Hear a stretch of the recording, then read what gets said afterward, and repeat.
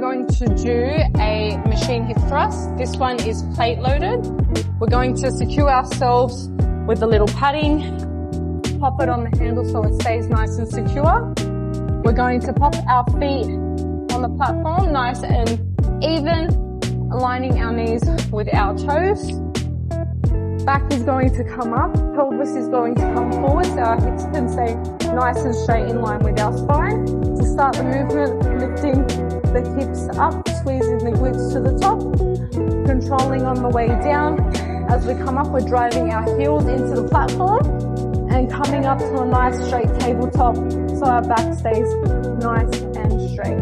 Controlling on the way down, knees aligned with the toes, coming up to a nice straight tabletop.